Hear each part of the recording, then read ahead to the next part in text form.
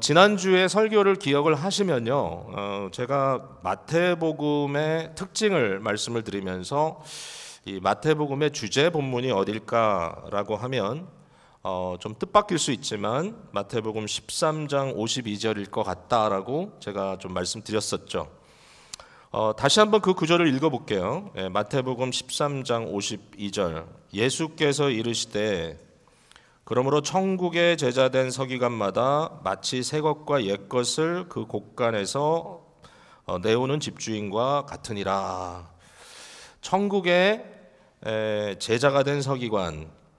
제가 말씀드린 대로 저도 이런 서기관이 되고 싶어서 구약과 또 그리스도 예수를 통하여 이루어진 새로운 새 언약의 현실을 적절하게 가지고 와서 그것을 같이 곳간에서 내어오는 그런 지혜로운 말씀의 사역자가 될 수 있다. 이런 기대감이 있다고 말씀드렸는데 단순히 목회자뿐만 아니라 모든 성도님들이 다 말씀에 대해서는 우리가 간절한 사모가 있지 않습니까? 묵상을 할 때도 어떻게 하면 옛 것과 새 것을 같이 좀 이렇게 할 수 있을까? 근데 이제 제가 말씀드린 대로 마태는 바로 여기서 언급되어 있는 천국의 제자된 서기관처럼 구약에 있는 말씀, 옛 것과 또 그리스도 예수 안에서 이루어진 새 것을 같이 끌고 들어오는 굉장히 훌륭한 이 서기관으로서의 역할을 감당하고 있다 이렇게 말씀을 드렸습니다. 그 예로 마태복음은 다른 복음서보다 좀 더 많은 130여 번이나 되는 구약의 인용을 하고 있다. 그래서 이런 옛 것들이 어떻게 새 것 속에서 또 새로운 것과 연결되면서 성취되었는가, 또 어떻게 그것이 작용하고 있는가를 마태는 굉장히 관심을 갖고 보고 있고 기록하고 있고 증거하고 있다라는 것을 우리가 볼 수 있어요. 지난 주일날 1장에 나와 있는 그 기사를 가지고 아브라함과 다윗의 아들 예수 그리스도의 세계라라는 그 말 한마디를 가지고도 옛것, 족보로 표현되는 이 옛것을 가지고 그리스도에게 성취됨을, 그러나 새것이라는 것은 예수 그리스도는 사실상 요셉의 아들이 아니기 때문에 그 족보와는 단절된 부분이 보여지고 예수 그리스도는 성령으로 잉태된 바 새 창조의 영역에서 제2의 아담으로 새로운 피조물로 이 세상의 새로운 인류를 시작하시는 그 일을 하셨다. 그렇게 여러분께 말씀을 드렸던 기억이 납니다. 기억이 좀 되살아났으면 좋겠어요. 자, 오늘은 제가 이 마태복음 5장부터 7장에 있는 이 산상설교의 내용을 여러분과 나눌 텐데, 산상설교의 가장 중심적인 말씀이 오늘 읽은 짧은 본문입니다. 도대체 산상설교는 왜 여기 기록되어 있는가? 산상설교를 예수님께서 어떤 의미에서 말씀을 하셨는가? 거기에 대한 그 해석의 굉장히 중요한 열쇠가 오늘 본문 속에 담겨져 있다고 생각을 해요. 그래서 이거를 우리 여러분과 함께 나눠보도록 하겠습니다. 자, 첫 번째는 마태복음에 있어서 산상설교의 이 자리가 어딘가, 이 위치가 어딘가, 그것을 여러분과 함께 좀 나눠보고 싶어요. 일단은 마태복음이 이 산상설교를 우리에게 보여주면서 옛 것을 지금 끄집어내고 있다라는 것을 여러분께 말씀드리고 싶어요. 여러분, 굉장히 재밌게도 마태복음과 누가복음은 흡사한 부분이 많은데 또 대조적입니다. 지난주에도 그 좀 차이점을 말씀드렸죠. 또 하나 재미있는 차이는 이겁니다. 자, 산상설교가 마태복음에만 기록되어 있고 누가복음에는 기록이 안 되어 있느냐 하면 그렇지 않습니다. 마태복음에는 5장에서 7장까지 이렇게 기록이 되어 있는데요. 그 내용이 조금 축소된 것 같이 보이는, 그러나 내용은 상당히 흡사한 내용이 누가복음 6장에 담겨져 있습니다. 그러니까 결국은 이 산상설교의 내용이 누가복음에도 조금 형태는 다르지만 그러나 상당히 흡사한 내용으로 드러나고 있다라는 거죠. 근데 재밌는 게 뭐냐면은 누가복음 6장에 여러분이 가보시면 그 소위 우리가 산상설교라고 하는 설교가 산에서 행해진 것이 아니라 평지에서 행해졌다라고 기록되어 있어요. 여러분, 재밌죠? 산상설교가 아니라 평지설교입니다. 평평한 땅에서 예수님께서 제자들에게 나오는 것을 보고 그들에게 가르쳤다라고 이렇게 기록이 돼 있단 말이죠. 근데 우리가 아는 대로 마태복음 5장 1절에는 산이라는 게 등장을 합니다. 예수께서 무리를 보시고 산에 올라가 앉으시니 제자들이 나아온지라 그랬어요. 여기에 산, 그냥 산이 아니라 그 산입니다. 그 산. 도대체 그 산이 어딘가라고 질문할 수밖에 없잖아요. 자, 이런 이야기를 하면 여러분이 혼동이 올지 몰라요. 그러면 마태복음과 누가복음은 상충되는 건가? 서로 상충됨으로 누군가 잘못 쓴 건가?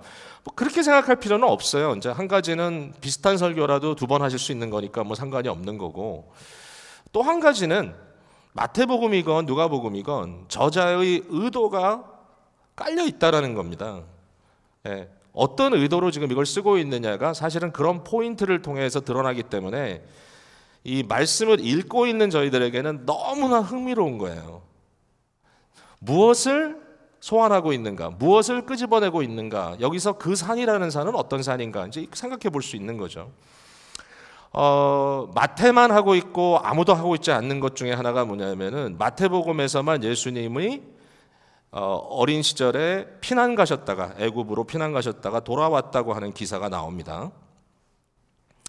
왜 애굽을 이집트로 갔는지 여러분 아시죠? 헤롯의 이 살기등등한 이 살인적인 행위를 피해서 예수님이 요셉의 그 돌봄에 따라 애굽을 갔다 왔잖아요.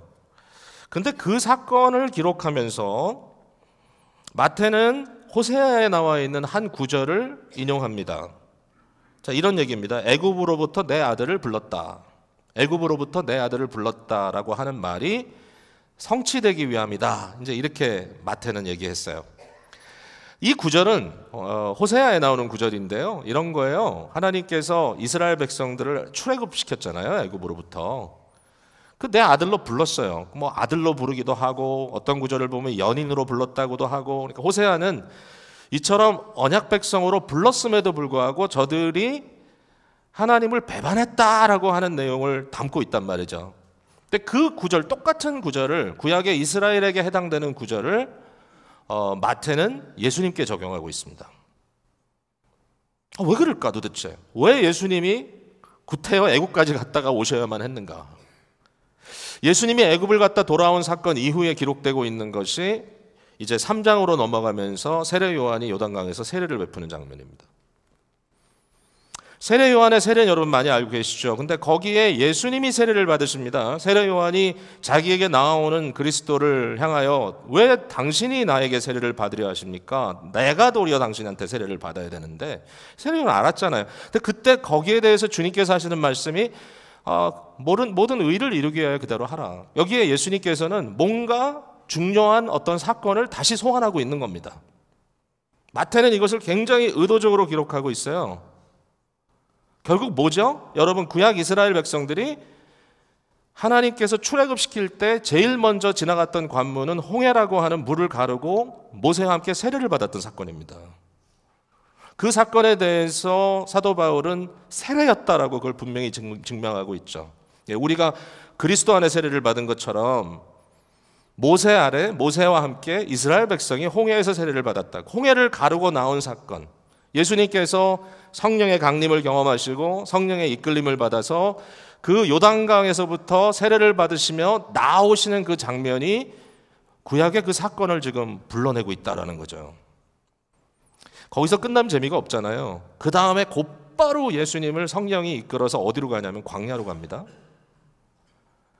이스라엘 백성들이 40년 동안 광야에서 뭘 했죠? 광야에서 물론 여러 가지를 했지만 그 중에 하나가 수많은 시험을 받았죠. 저들의 마음이 테스트됐습니다. 그때 저들은 먹고 마시는 문제 때문에 하나님께 불평하고요.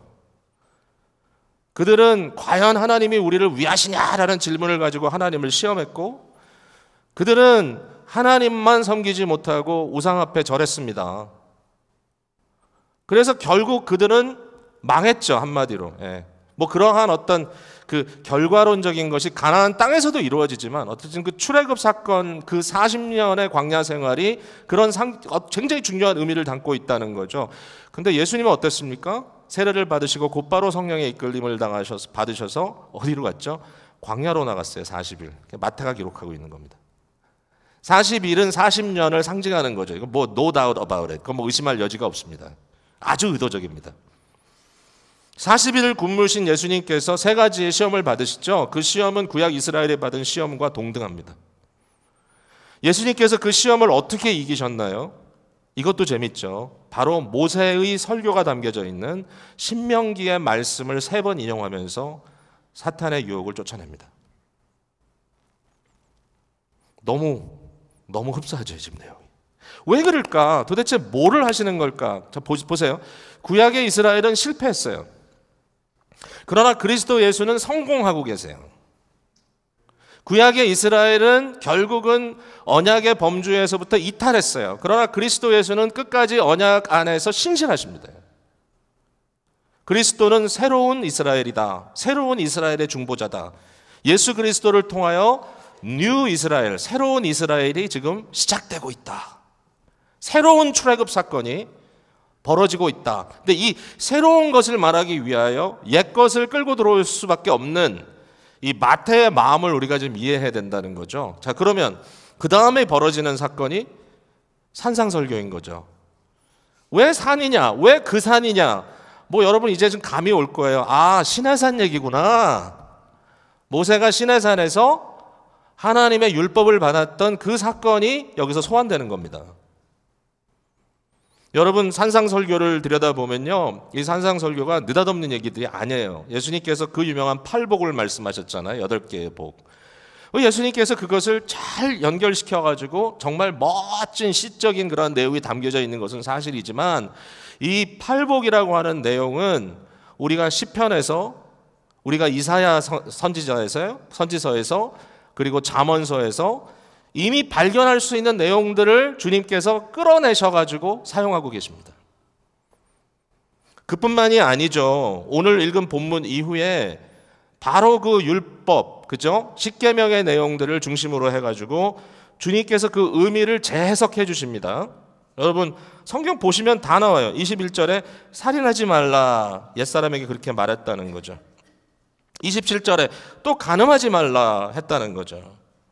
33절에 거짓 맹세하지 말라. 이 거짓 맹세하지 말라는 것은 하나님의 이름을 망령되 일컫지 말라라는 말과 내 이웃에게 거짓 증거하지 말라는 두 가지의 계명을 하나로 같이 묶었습니다. 렉스 탈리안이라고 하는 탈리아니스라고 하는 아주 기본적인 율법의 원리가 있습니다. 눈은 눈으로 이는 이로 갚으라 하였다는 것을 너희가 들었으나, 구약 율법을 서머라이즈 해줄 수 있는 중요한 한 키가 이겁니다. 그 law of retaliation, compensation이죠. 받은 대로 돌려주고 한 대로 갚아주고. 여러분 이것은 기본적인 것이죠. 기본적인 것. 내가 누구에게 무슨 잘못을 저질렀어요. 그러면은 그 사람한테 가서 I'm sorry 하면 끝나는 게 아니잖아요. 예? 내가 이만큼을 훔쳤으면 돌려줘야 되는 거죠. 어떨 때는 더해서 줘야 되죠. 페널티까지 물려가지고. 예? 내가 그 사람에게 정당하게 돌려주는 이 보응의 원칙은 굉장히 타당한 율법의 원리잖아요. 근데 거기에 대해서 주님께서 재해석해 주십니다. 재해석.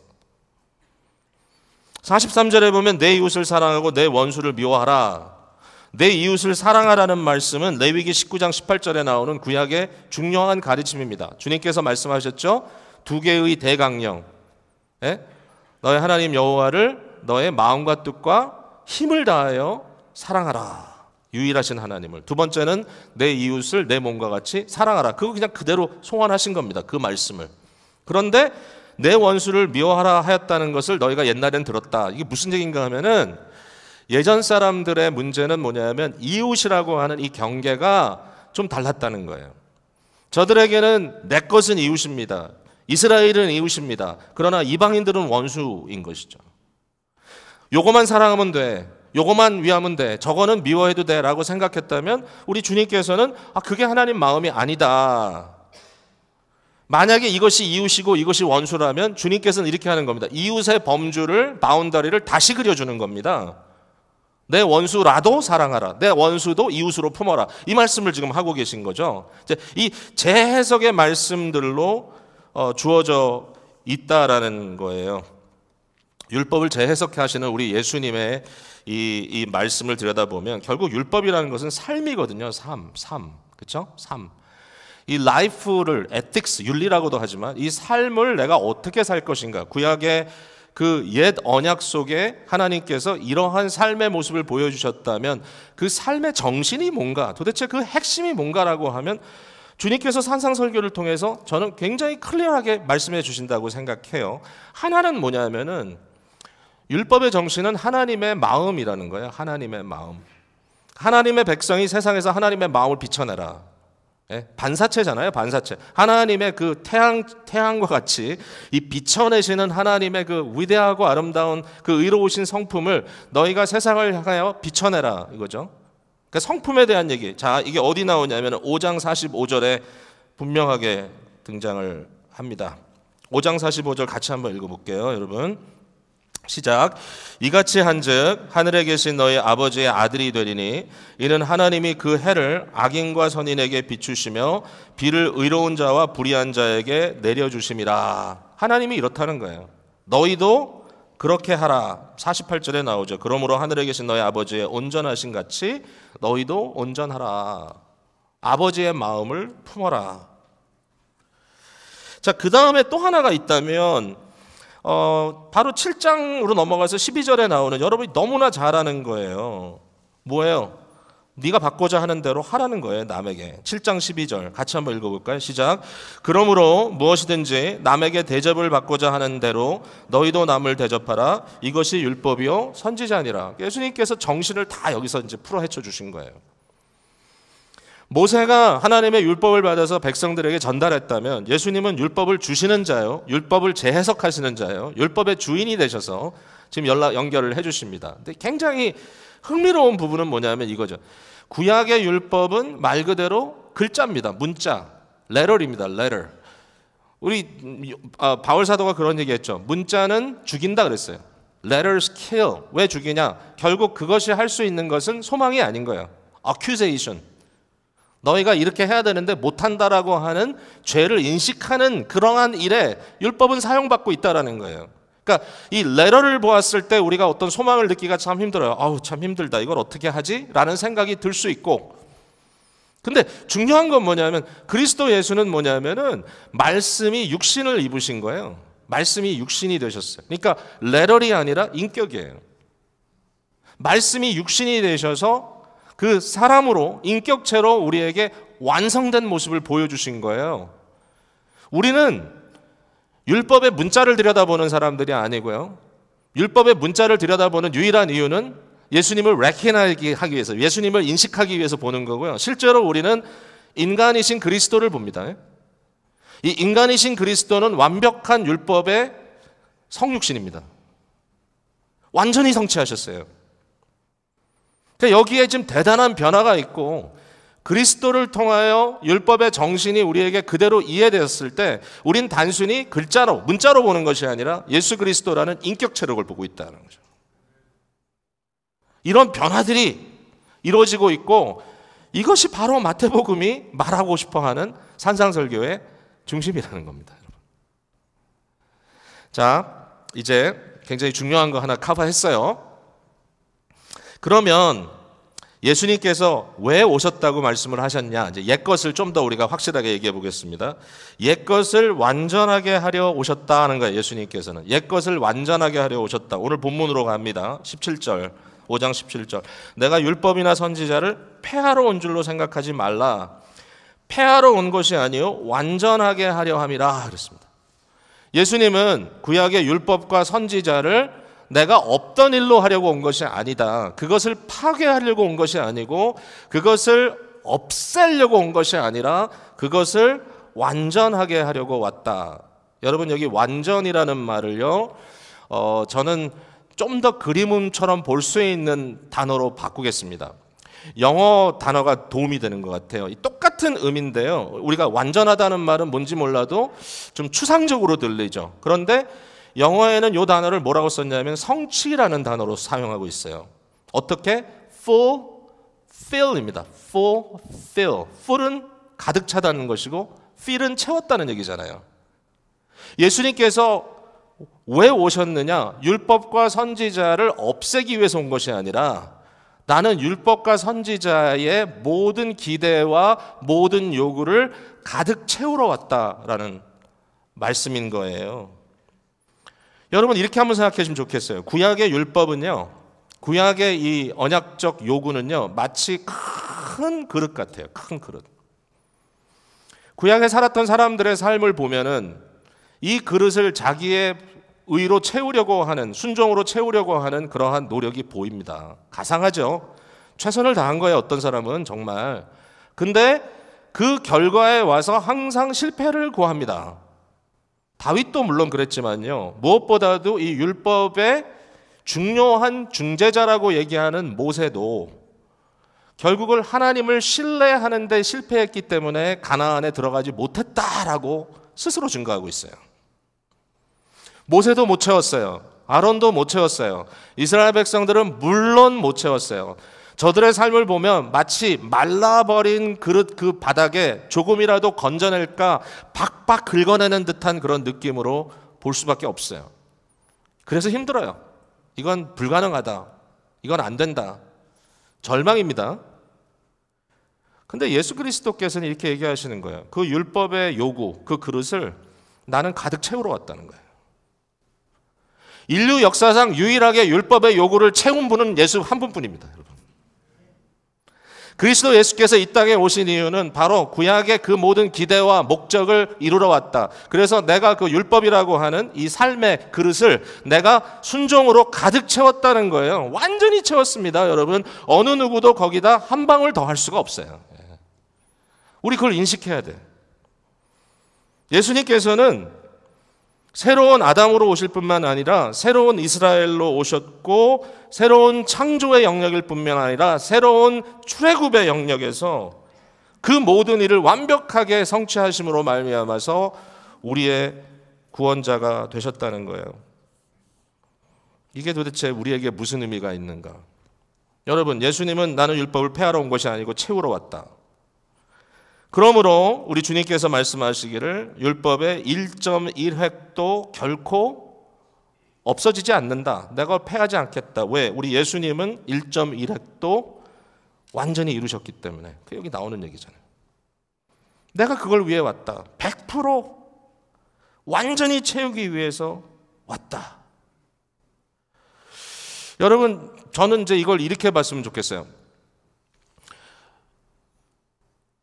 옛 언약, 그러니까 옛 것을 소환할 때 우리가 볼 수 있는 문제는 뭐냐면은 말씀드린 대로 이 율법의 요구로 비어있는 그릇을 인간의 어떤 노력과 순종으로 채우려고 하는 거였다면 당연히 그것은 성취될 수 없습니다. 그릇이 준비된 이유가 뭔지 아십니까? 실패를 당연하게 나타낼 수밖에 없는 것이고요. 그릇이 준비된 이유는 그것을 순종할 분이 오시기 때문이에요. 그 완벽한 순종을 이루시고 그릇을 완벽하게 채우신 분이 예수 그리스도시죠. 어느 누구도 아니에요. 여러분, 그럼 우리의 삶은 뭐냐? 우리의 삶은요, 비어있는 그릇, 율법에 비어있는 그릇을 우리가 열심히 노력해서 채우려고 애쓰는 것이 아니고요. 그 일을 이루신 그리스도 예수를 인정하고 가는 겁니다. 그 그리스도가 우리 안에, 우리가 그리스도 안에, 결국은 그리스도의 채워짐으로 우리는 이미 체험을 받았다는 게 전제가 되는 게 복음이에요. 그러면 채워진 상태에서 우리는 뭘 하느냐? 채우기 위해서 순종하는 게 아니고요. 우리는 채우기 위해서 선을 행하는 게 아니고요. 우리는 채우기 위해서 대인관계 속에서 뭔가 좀 잘해보려고 노력하는 게 아니고요. 우리는 오직 그리스도 예수를 닮아 이미 채워진 그 그릇을 넘치게 하는 일을 위해 부름받은 거예요. 그 넘침은 뭐냐? 하나님을 향한 감사와 찬양입니다. 순종의 의미가 달라졌어요. 옛것에 대한 순종은 한 번도 채워진 것을 본 적이 없는 그 사람들로 하여금 어떻게 해서든지 나라도 채워보겠다고 바둥대다가 다윗처럼 날마다 주여 내가 3번 묵상하나이다, 주여 내가 7번 묵상하나이다, 그렇다가도 그냥 꼬라박는 그 심령의 패역함을 감당하지 못하여 하나님 앞에 절망을 호소할 수밖에 없는 그러한 것으로 끝나는 것이 아니라 십자가상에서 다 이루었다, 다 채웠다라고 말씀하시는 그리스도 예수의 순종 때문에 저와 여러분은 그리스도 안에서 이미 채워진 그릇을 받아서 그 채워진 그릇을 나의 작은 섬김과 순종을 통하여 철철 넘치도록 하는 그 역할을 부여받았다라는 얘기죠. 저는 이 이미지를 여러분께 좀 전달해 드리고 싶었어요. 이 그림이 이런 거구나. 개혁주의 신앙 고백의 특징은 뭐냐면은 옛것은 그리스도 안에서 성취되었다는 것이고, 이것이 오늘 그리스도 안에서 우리에게 넘침으로 역사한다라는 거예요. 연속성이 있고 여전히 그 의미가 있다는 것을 우리는 인식하고 있어요. 여기 주님께서 말씀하시기를 이 작은 것 하나라도 버려서는 안 된다. 왜냐하면 계명이 중요한 거는 그리스도가 보이기 때문이에요. 계명을 버려서는 안 돼. 그걸 우리가 지킬 수 있다. 그것을 통해서 우리가 구원받았다는 건 말도 안 돼. 그러나 이미 그리스도를 통하여 성취된 이 놀라운 율법의 순종이 그리스도를 통하여 우리에게 주어질 때 작은 것 하나라도 버릴 것이 없다는 겁니다. 일반적으로 이단들은요, 두 가지의 극단으로 갑니다. 하나는 새로운 율법주의자들이 나타나서 각자의 행위로 구원을 취득할 수 있는 것처럼 계속 드라이브를 하고요.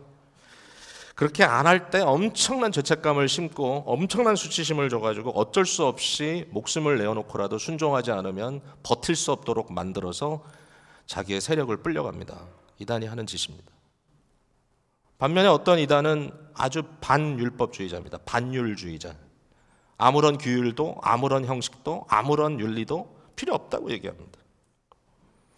자유만을 강조합니다. 복음은 자유를 주는 것이다. 근데 그게 방종이 됩니다. 그 방종을 얘기할 때 이렇게 얘기합니다. 우리가 머리로 믿고 입으로 시인하면 끝난다. 여러분, 머리로 믿는데 뭘 믿죠? 예수님이 날 위해 돌아가셨다. 여러분, 무엇이 여러분을 구원합니까? 무엇이 여러분을 구원합니까? 내 머릿속에 있는 지식인가요? 예수님이 날 위해 돌아가셨다. 아니요. 나를 구원하는 것은 내 머리에 있는 내 지식이 아니라 예수 그리스도입니다. 믿음은 우리를 그리스도를 연결시켜 주시고 그리스도가 내 안에 거하게 하시고 그리스도가 날 대신하여 모든 사역을 이루셨다는 것을 나의 삶에 적용토록 하는 것이죠. 얄팍한 지식을 가지고 그것이 전부인 양, 그리고 나머지는 네 맘대로 하라고 얘기하는 건 영지주의입니다, 여러분. 제가 여러분들께 좀 이런 부분에서 워낙 많은 것들이 홍수처럼 돌아다니는 시대라서요, 제가 말씀을 드리고 싶은데 너무 간단하게 너무 쉽게 모든 것을 여러분 속 시원하게 해석해 드리는 것들은 조금 조심하세요. 갈급한 건 이해해요. 여러분 마음속에 뭔가 내가 좀 시원하고 싶다. 이 힘들고 어려운 인생을 좀 뭔가 좀 속 풀어줬으면 좋겠다.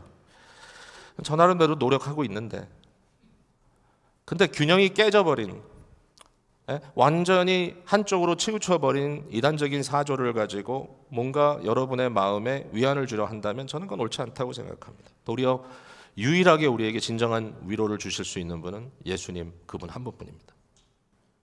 예수를 놓치면 안 됩니다. 모든 것의 목적은 우리로 하여금 그리스도를 얻게 하기 위함입니다. 자, 그럼 새 것은 무엇이냐? 여기까지만 하면 이제 말씀을 정리할 수 있을 것 같아요. 새 것은 바로 우리 주 예수 그리스도는 새 언약의 중보자다라는 것입니다. 새 언약의 중보자는 영원합니다. 모세도 있다 없어졌고요.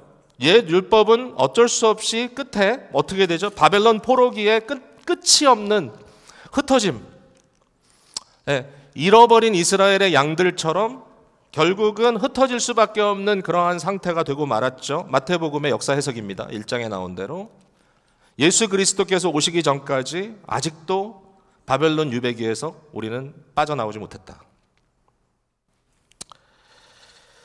그러한 것이 아니라 이제 그리스도 예수의 오심으로 진정한 희년이 선포되고 진정한 이 그리스도 안에서의 새로운 언약의 중보가 이루어졌다. 영원합니다. 완전합니다. 실패할 수 없습니다.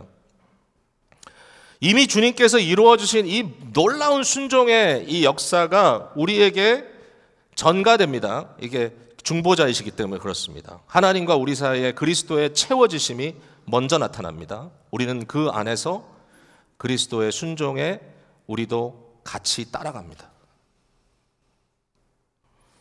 근데 새로운 언약의 특징이 또 있어요. 이게 되게 중요한 내용이죠. 첫 번째 특징은 뭐냐면요. 일단 왜 이게 중요한지를 말씀드리면, 우리 주님께서 5장 20절에 이렇게 얘기하셨죠. 내가 너에게 이르노니 너희 의가 서기관과 바리새인보다 더 낫지 못하면 결코 천국에 들어가지 못하리라. 어마어마한 말씀이죠. 예? 너희의 의로움이 서기관과 바리새인보다 더 낫지 않으면 better이에요. better. 더 better하지 않으면 안 된다. 천국에 들어갈 수가 없다. 도대체 이게 무슨 말씀인가? 새 언약의 백성들에게 주신 놀라운 특권은 뭐냐면 첫 번째로 우리의 속사람이 변화되는 겁니다. 겉이 아니라 속. 여러분 겉과 속이 뭔지 아시죠? 겉과 속이 다르다 그러면 무슨 의미인지 아시죠? 복잡하지 않아요. 이사야에서 말씀하신 대로 너희가 너희 입으로 나를 공경하고 너희 입술로 나를 찬양하지만 너희의 마음은 내게서 멀리 떠나 있다 말씀하셨습니다. 마음이 문제입니다. 여기에 대한 하나님의 놀라운 약속은 예레미야 약속이죠. 여러분 많이 들어본 말씀이시죠? 예레미야 31장 제가 한번 읽어볼게요. 31절에 이렇게 써 있습니다. 여호와의 말씀이니라 보라 날이 이르리니 내가 이스라엘 집과 유다 집에 새 언약을 맺으리라 그랬습니다. 이제 예언입니다. 바로 그리스도 예수의 오시는 그날. 이 언약은 내가 그들의 조상들의 손을 잡고 애굽 땅에서 인도하여 내던 날에 맺은 것과 같지 아니할 것은 옛 언약과 다르다. 첫 출애굽 사건과 다르다. 내가 그들의 남편이 되었어도 호세아 말씀입니다. 그죠? 그들이 내 언약을 깨뜨렸음이라 여호와의 말씀이니라. 이게 제가 호세아의 말이라는 게 틀린 건 아니에요. 왜냐하면 호세아와 예레미야는 같은 시대 활동했는데 호세아가 나이가 많고 예레미야가 젊어요. 그러니까 호세아의 그 예언의 말씀이 리플렉트 될 수 있어요. 중요한 건 뭐냐면 새로운 언약이 올 텐데 그때는 구약 이스라엘의 실패와 다른 새로운 언약일 것이다. 근데 그게 뭐냐 하니까요. 33절에 그러나 그날 후에 내가 이스라엘 집과 맺을 언약은 이러하니 곧 내가 나의 법을 그들의 속에 두어 그들의 마음에 기록하여 나는 그들의 하나님이 되고 그들은 내 백성이 될 것이니라. 나의 법, 나의 그 말씀을 너희의 마음에 두겠다. 너희의 속에 집어넣겠다라는 겁니다. 우리 많이 하던 얘기죠. 모세의 율법은 돌비에 새겨져 있지만 새 언약의 그리스도의 이 삶의 채워짐은 우리 속에 어떻게 있다고요? 신비, 마음 이 돌에 마음비에 마음판에 새겨져 있다. 이걸 어떻게 이해해야 될까요? 여러분 생각에 나 그거 잘 모르겠는데. 근데요, 저는 이제 이걸 이렇게 이해하면 좋겠어요. 이게 뭐냐면 여러분의 선한 양심이 거듭나게 다시 생겨나는 거예요. 거듭난 양심이라고 해도 좋아요. 여러분의 마음 속에 옳고 그름에 대한 센시티비티가 그 예민함이 다시 살아납니다. 소위 성자라고 일컫는 자들은 죄를 전혀 짓지 않는 사람이 아니라 작은 죄라도 느낌으로 토해내고 회개하는 사람입니다. 뿐만 아니라 우리 안에 정직한 영을 주시는 겁니다. 이게 이제 선지자로서의 다윗의 기도였죠. 그가 심각한 범죄를 한 이후에 시편 51편에 기도합니다. 하나님 주여 내 안에 새로운 마음을 창조하시고 정한 영을 새롭게 하소서. 주여 내 안에 내 속에 새로운 양심을 깨워주시고 내 안에 새로운 이 정직한 정신으로 내 마음을 채워주십시오. 실제로 복음 안에 살아가는 오늘 이 시대에 우리의 거듭난 내면 세계가 거듭난 나의 영혼이 거듭난 나의 양심이 어떤 작용을 하는지 여러분 한번 생각해 보세요. 여러분 안 그런가요? 저는 그럴 수밖에 없다고 생각하는데요. 여러분이 거듭난 사람이 되었을 때 나타나는 가장 우선적인 그 모습이 뭔지 아십니까? 내가 거듭났다고 우쭐댄다고요? 아니요. 내가 거듭났다고 사람들에게 자랑하고 싶다고요? 아니요. 물론 받은 은혜를 나누고 싶겠죠. 그러나 그것보다 더 앞서서 우리 속에 일어나는 것은 내가 감당할 수 없기 때문에 내 안에 죄가 들어옴을 토해내는 겁니다. 회개입니다. 회개. 복음을 처음 영접했을 때 어떤 현상이 여러분에게 일어나던가요?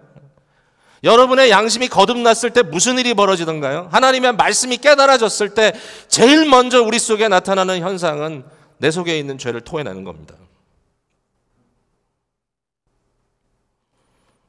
우리 안에 내면적인 개조, 내면적인 역사를 일으키시는 것 당연합니다. 믿는 사람들은요 똑같은 죄를 질 수 있어요. 그러나 그 죄를 품고 살 수 없어요. 그 죄를 토해낼 수밖에 없어요. 그리고 문제를 해결할 수밖에 없어요. 사람들에게 진 빚이 있으면 갚을 수밖에 없어요. 해결하지 않으면 안 되는 거듭난 양심의 작용이 우리 속에 있기 때문이에요. 그게 새 언약이에요. 경험이에요, 경험. 우리가 저는 이거 굉장히 중요하게 느껴져요. 봐요, 이런 거예요. 차를 운전하고 갑니다. 내가 스피드를 하지 말아야지 이렇게 생각하고 가는데요, 내 마음에 경찰이 와서 나를 잡을까 봐 두렵고, 저 인터섹션에 스피드 카메라가 나를 잡을까 봐 두려워서 갈 때는요 답답하고 힘듭니다. 그냥 계속 미터 살피면서. 근데 여러분, 만약에 여러분이 정말 마음속에 나는 세이프 드라이버야, 세이프 드라이빙, 우리 가족을 사랑하고 모든 사람들을 내가 사랑하기 때문에 나는 운전을 세이프하게 해야지라고 하는 세이프 드라이빙에 내면화되어 있으면, 똑같은 스피드로 가고 있는데 45마일 존에서 45마일로 가고 있는 것이 하나는 나에게는 압박이고 하나는 나에게 기쁨입니다. 저는요 이게 복음 안에 사는 사람들의 놀라운 특권이라고 생각해요. 경험이 다르지 않아요, 많은 경우에. 어떤 외형적인 상황이 다르지 않아요. 근데 어떤 분들에게는 치욕스럽고 괴로운데 어떤 분들에게는 감사와 찬양으로 반응합니다. 두 번째, 새 언약의 특징은 너무너무 감사하게도 비슷한 것 같지만 달라요. 첫 번째는 내 속사람이 변화되는 것이다. 사실 변화를 시키는 에이전트가 있는 거죠. 그게 누구냐? 사실은 성령의 내재하심이 있다. 성령이 내 안에 계신다.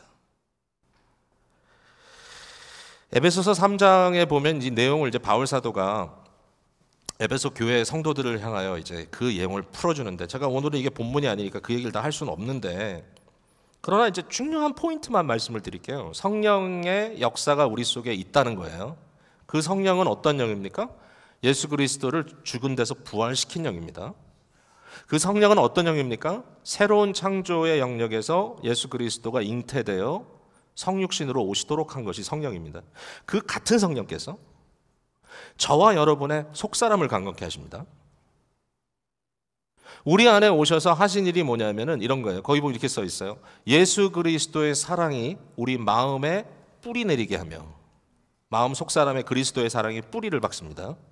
그리고 너희의 마음에 터가 굳어지게 하고, 터를 단단히 닦습니다. 거기 이렇게 써 있습니다. 그리고 믿음으로. 제가 지금 계속 그 주제를 갖고 말씀하고 있죠.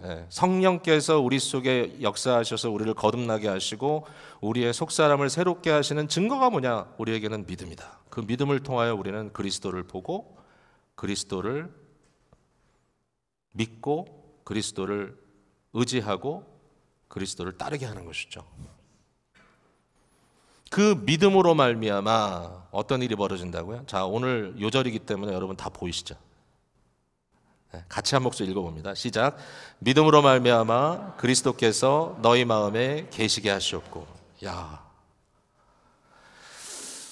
예수 그리스도는요, 제가 또 어려운 신학 또 질문 하나 던질게요. 어디 계십니까 지금? 요 구절 갖고 우리 마음에 계십니다 그러면 좋은 답이긴 한데 그건 어린애들 답입니다. 예수 그리스도는 영원한 중보자로 하나님 보좌 우편에 계시죠. 그런데 우리 그리스도께서 완벽하게 자기 자신을 우리에게 내어주시는 방법이 있습니다. 여러분, 전선도요 너무 길게 가지고 가면요 그 전기의 효력이 약화되죠. 여러분 아시죠? 와이파이도요 잘 픽업되지만 거리가 멀어지면 잘 픽업이 안 됩니다. 하나님 보좌 우편에 계신 그리스도가 어떻게 우리에게 완벽하게 컴플리트하게 커뮤니케이트 될 수 있느냐. 우리에게 그 일을 이루시는 완벽한 전달자가 성령이십니다. 같은 영이거든요. 같은 하나님. 성령은 그리스도께서 아버지와 함께 우리의 마음에 부어주신 그리스도 예수의 내재하심입니다. 안에 거하신다는 거죠. 근데 그것을 우리가 어떻게 하느냐? 어떻게 경험하느냐? 믿음으로 한대요. 믿음으로.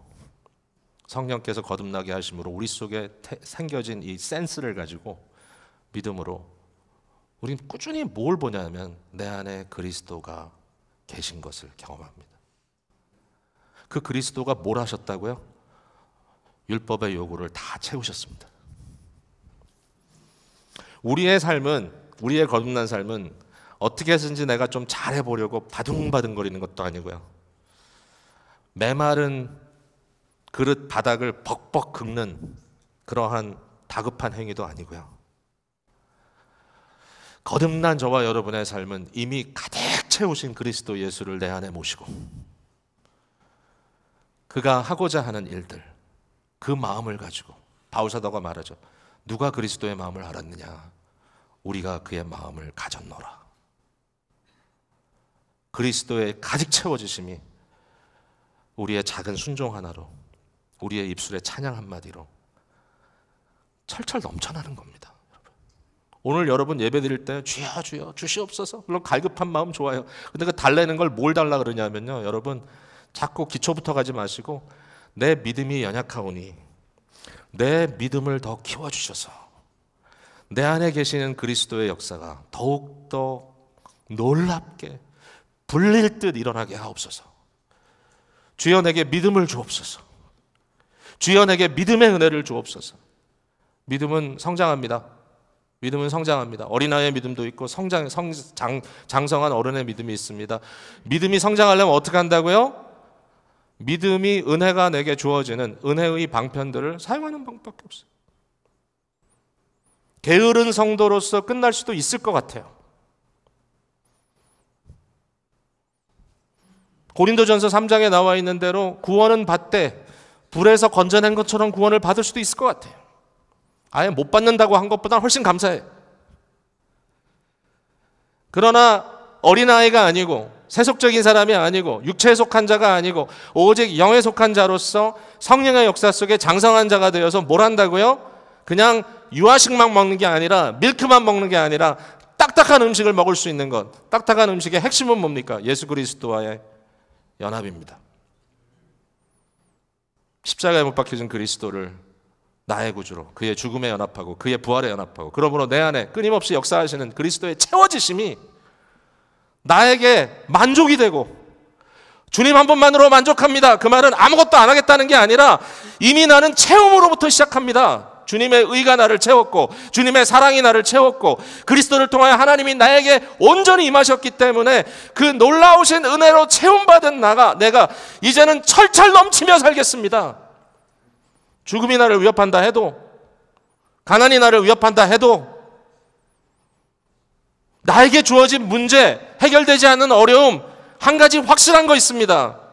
고난과 환난과 어려움이 있는 사람은 하나님께 나아가게 되면 반드시 은혜를 받습니다. 환난 없이 은혜 받는 경우는 별로 없습니다. 게을러지거든요. 환난 속에 그리스도 예수의 내재하심과 그의 임재와 그의 역사를 경험하게 되는 것은 우리의 믿음이 성장하기 때문입니다. 말씀에 들어가십시오. 주님 앞에 갈망하는 기도를 드리십시오. 은혜 받을 수 있는 기회들을 사모하십시오. 아무것도 안 하고 은혜 받는 것이 아니라 주께서 이렇게 큰 일을 이루셨는데 내가 그 일을 누리며 살아가게 하옵소서. 주님께 찬송과 찬양의 예배가 철철 넘치는 나의 인생이 되게 해주십시오. 주께서 귀하게 여러분을 사용해 주실 줄로 믿습니다.